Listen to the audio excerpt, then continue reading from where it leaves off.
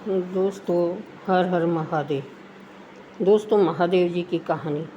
एक गांव के बाहर छोटा सा शिव मंदिर था, जिसमें एक कोई बूढ़े पुजारी रहते थे।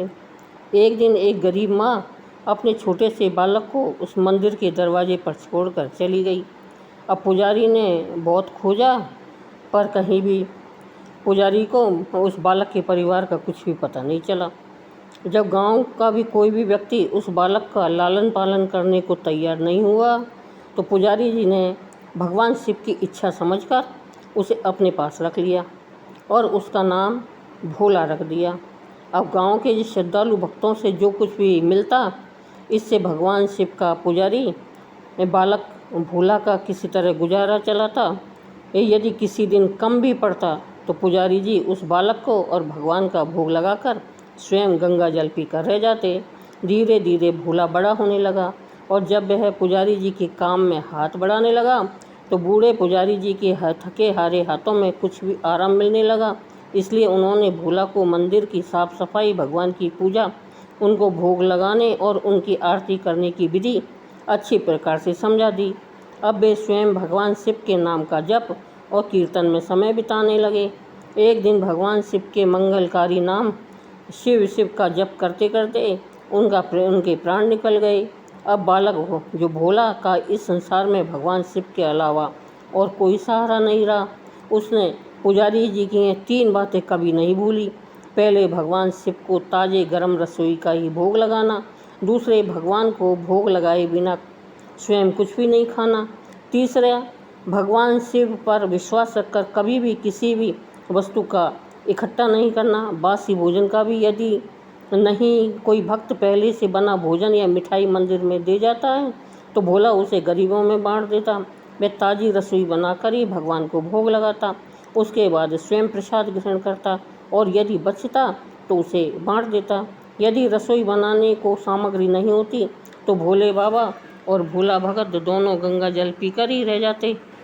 भोले बाबा बालक की भक्ति और सहन शक्ति की परीक्षा लेते रहे, लेकिन आखिर में अपने भक्त को भूख से तड़पते देख उनसे रहा नहीं गया। वे सेठ के नौकर का रूप धारण करके भोजन सामग्री की पोटली लेकर और वर्षा में ही भीगते हुए मंदिर के द्वार पर जा पहुँचे। उन्होंने आवाज़ लगाकर भोला को बुलाया और उसके हाथ में पोटली देते हुए बोले, सेठ जी ने यह सीधा कच्चा सामान भेजा है, इससे रसोई बनाकर भगवान को भोग लगाओ और स्वयं भी प्रसाद पाओ, और मैं कल फिर आऊँगा। भगत ने आशीर्वाद देकर विदा किया और सूखी गली लकड़ियों के धुएं में गरम रसोई बनाकर भोले बाबा को भोग लगाया। पूरे बरसात के मौसम में भोले बाबा नौकर के वेश में भोला भगत को सीधा देने आते रहे और स्वयं भी गर्मा गर्म रसोई का भोग पाते रहे।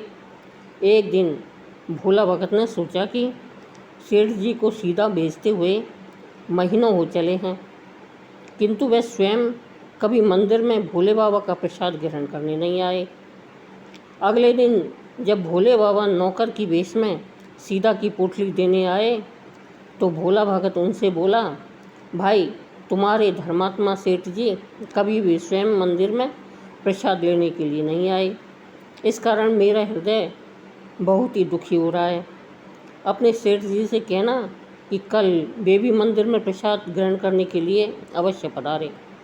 अब यह सुनकर जो नौकर बने भोले बाबा हैं, वे चौंक कर और घबरा के बोले, पुजारी जी, सेठ जी मेरे द्वारा आपको सीधा भेजते हैं, आप इससे भगवान को भी भोग लगाते हैं और स्वयं भी प्रसाद पाते हैं, फिर सेठ जी को बीच में क्यों लाते हो? क्या ज़रूर है? जैसा चल रहा है वैसे ही चलने दीजिए ना। भोला भगत बोला, ऐसे कैसे चलने दें? आपके धर्मात्मा सेठ जी इतने दिनों से सीधा भेज रहे हैं, क्या मैं उन्हें भगवान का प्रसाद देने का अपना कर्तव्य भी पूरा ना करूं? मैं किसी का उधार खाने वाला नहीं हूं। अपने सेठ जी से कह देना कि यदि कल भोले बाबा का प्रसाद ग्रहण करने नहीं पधारे तो मैं उनका सीधा लेना बंद कर दूंगा। नौकर बने भोले बाबा तो अपने भोले भगत की अकड़ देखकर कांप उठे और यह सोचकर मन ही मन हंसे कि आज तो लेने वाला ही देने वाले पर धौंस दिखा रहा है। लेकिन सरल हृदय भक्त के मनोभाव पर रीझकर वे बोले, ठीक है पुजारी जी, कल सेठ जी मंदिर में प्रसाद ग्रहण करने जरूर पधारेंगे। दूसरे दिन सवेरे ही भोले बाबा नौकर के वेश में दूध और बहुत सारी भोजन सामग्री लेकर मंदिर पहुंच गए। भोला चौंकते हुए बोला, भाई आज इतना सारा सीधा किस लिए ले आए? अब नौकर बने भोले बाबा बोले, पुजारी जी भूल गए क्या? आज आपने सेठ जी को प्रसाद ग्रहण करने के लिए बुलाया है, इसलिए आप ताज़ी रसोई बनाइए और भोले बाबा को भोग लगाइए। भोला भगत ने कहा, यह तो बता दीजिए कि सेठ जी किस समय आएंगे। नौकर बने भोले बाबा ने प्रसन्न होकर उन्हें सेठ जी को आने का समय बता दिया। अब भोला भगत की इच्छा पूर्ण करने के लिए भोले बाबा कैलाश पर सेठ का रूप धारण करने लगे। इधर अपने स्वामी को एक प्यारे भक्त के यहाँ जाने का समाचार सुनकर अन्नपूर्णा माता पार्वती जी भी भला कैसे पीछे रहती। वे भी स्वामी जी के संग में सेठानी का रूप धारण करने लगी। भोले बाबा ने अपने गले से मुंडों की माला उतार दी और शरीर पर लगी भस्म, कमर पर पहने हुआ बागंबर और बाहों और कानों में पहने सांपों के हार भी उतार कर रख दिए। उन्होंने एक मखमल का सुंदर कुर्ता पहन लिया, अपनी जटा सीधी कर गंगा और चंद्रमा को उसमें छिपा लिया और ऊपर से एक सुंदर रंग बिरंगी पगड़ी पहन ली।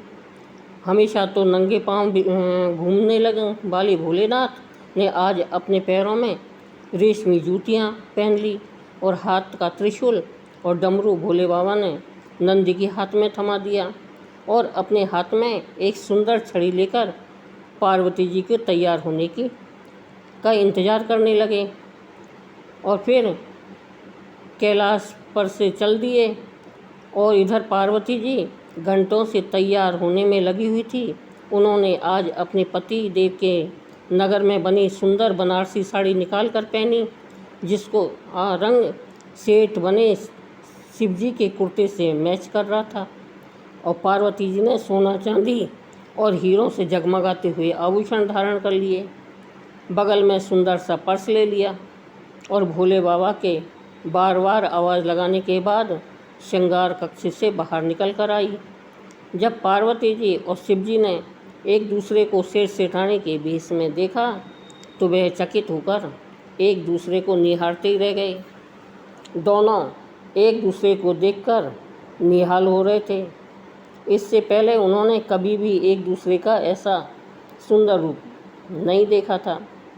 जब भोले बाबा और पार्वती जी सेठ सेठानी का रूप धारण करके कैलाश से अपने भक्त के यहाँ दावत खाने चले गए तो गणेश जी, कार्तिकेय जी, नंदी जी, ऋषि मुनि और अन्य देवी देवता भी उन्हें देखकर देखते ही रह गए। सेठ बने शिव जी अपने हाथ में ली हुई छड़ी को आधा से घुमाते हुए पृथ्वी पर देखते हुए चल रहे थे और उनके पीछे पीछे बगल में पर्स लिए मधुर धुनी करती हुई, छन छन करती हुई मधुर धुनी के साथ में माँ पार्वती जी सेठानी बनी हुई चल रही थी। इधर भोला भगत आज सुबह से ही सेठ जी के स्वागत में भांति भांति के पकवान बनाने में जुटा हुआ था। अपने भोले बाबा का भोग तो वह चलते फिरते ही बना लेता था, किंतु आज उसे कई महीनों से भगवान को भोग लगाने के लिए सीधा भेजने वाले सेठ जी को भगवान का प्रसाद देना था। इसलिए आज उसने अपनी सारी पकवान कला झोंक डाली।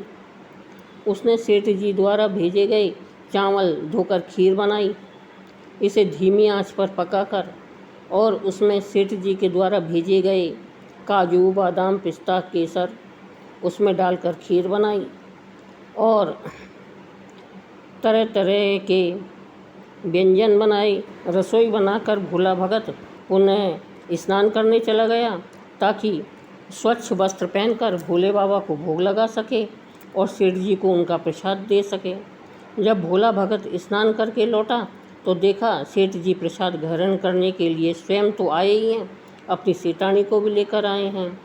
तो भोला ने जाके दोनों से राम राम करी और आसन पर बिठाया और भोला बोला, मैं अभी भोले बाबा को भोग लगा कर आता हूँ, फिर आपको प्रसाद परोसूंगा। अब भावना के भूखे भोले बाबा से तो भूख बर्दाश्त ही नहीं हो रही थी, इसलिए वह बोले, पुजारी जी भगवान को जल्दी से भोग लगाइए, मुझे भूख सहन नहीं होती। भोला भगत बोला, सेठ जी भूख तो मुझे भी बड़े ज़ोरों से लग रही है, किंतु मैं अपनी भूख के कारण भगवान को भोग लगाना नहीं भूलूंगा। यदि दुनिया के सारे लोग इसी तरह अपनी भूख के लिए भगवान को भोग लगाना भूल जाएं, तो भगवान तो बेचारे भूखे ही रह जाएंगे। सेठ जी बने भोले बाबा एक पत्तल उठाते हुए बोले, पुजारी जी आप भोग लगाइए, इधर मैं पत्तल परोस लेता हूँ, मुझे भूख सहन नहीं हो रही है। भोला भगत सेठ जी बने भोले बाबा को डांटते हुए बोला, सेठ जी भगवान के काम में न तो जल्दबाजी चलती है और न ही कंजूसी चलती है। मैं जब तक भगवान का भोग नहीं लगा लेता आप रसोई के पास भी नहीं फटक सकते। चुपचाप इधर बैठ जाइए और ओम नमः शिवाय जपते रहिए, मैं अभी आता हूँ और आपको भरपेट भोजन कराता हूँ। सेठ बने शिव जी डांट खाकर चुपचाप अपने आसन पर जा बैठे। अब सेठानी बनी माता पार्वती जी उनकी यह दशा देखकर बड़ी मुश्किल से अपनी हंसी को रोक पाई, लेकिन जैसे ही भोला भगत पत्तल में सामग्री लेकर भगवान को भोग लगाने मंदिर में गया, शिव जी पार्वती जी को मौन रहने का संकेत करते हुए चुपके पैर रखते हुए रसोई में पहुंच गए और उन्होंने एक एक व्यंजन उठाकर चखना शुरू कर दिया। अब भोले बाबा तो प्रसाद को चखते ही भुचक के रह गए। खीर में चीनी की जगह नमक डाला हुआ था और सब्जियों में नमक की जगह चीनी डाली हुई थी। जैसे ही भोले बाबा ने रोटी का एक टुकड़ा तोड़कर मुंह में रखा, वे सीसी करने लगे क्योंकि रोटी में मिर्ची डाली हुई थी। वे सीसी करते हुए उल्टे पैर भाग आए और अपने आसन पर जा बैठे। माँ पार्वती जी अपने स्वामी की यह हालत देखकर खिलखिलाकर हंस पड़ी। इससे पहले कि भोले बाबा पार्वती जी के सामने कुछ सफाई दे पाते, भोला भगत ओम नमः शिवाय मंत्र का जाप करते हुए आ पहुंचा।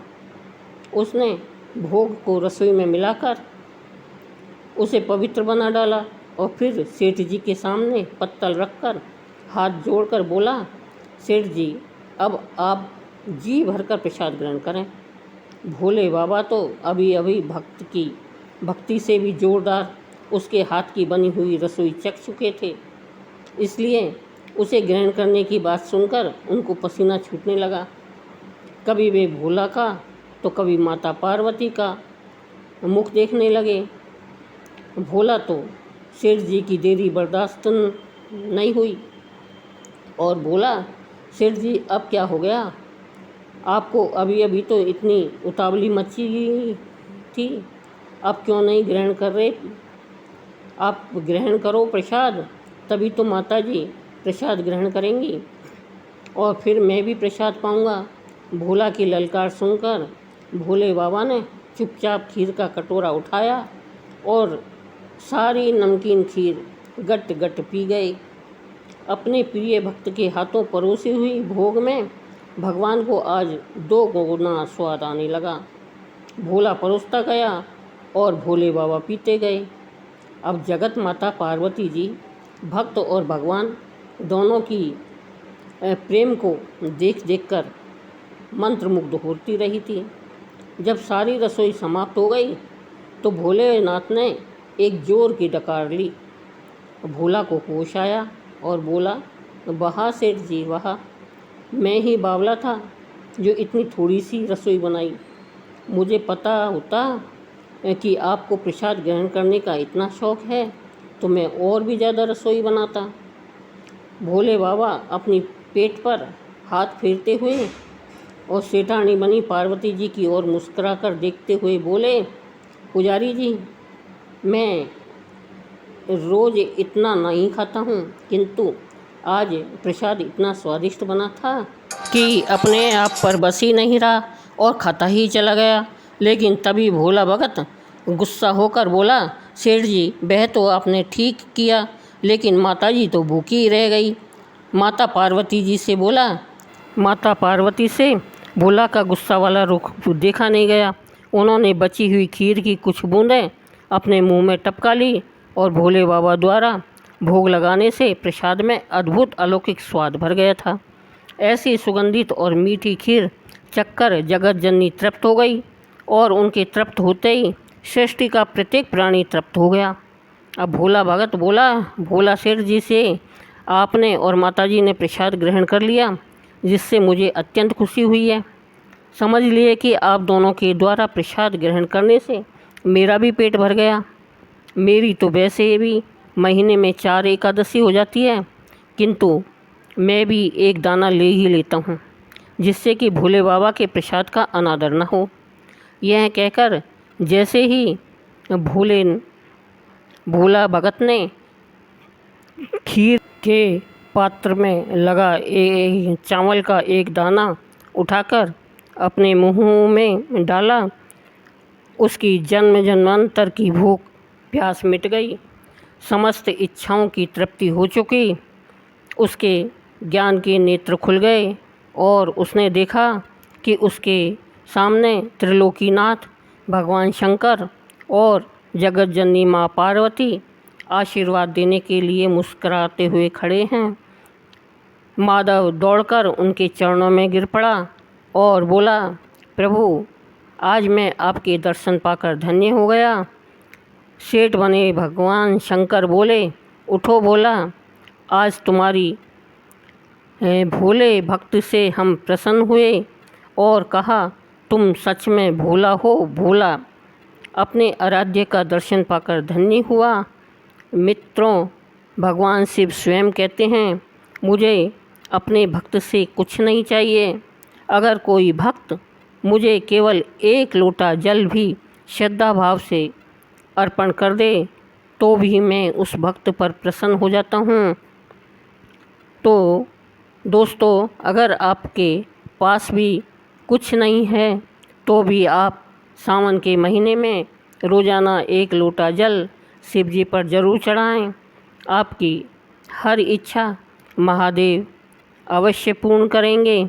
जैसे भोले बाबा ने भोले भगत की इच्छा पूर्ण की, वैसे भोले बाबा सबकी इच्छा पूर्ण करें। कहानी को सुनने वाले को, सुनाने वाले को, हुकारा भरने वाले की सबकी इच्छा पूरी करें। बोलो भोले शंकर भगवान की जय।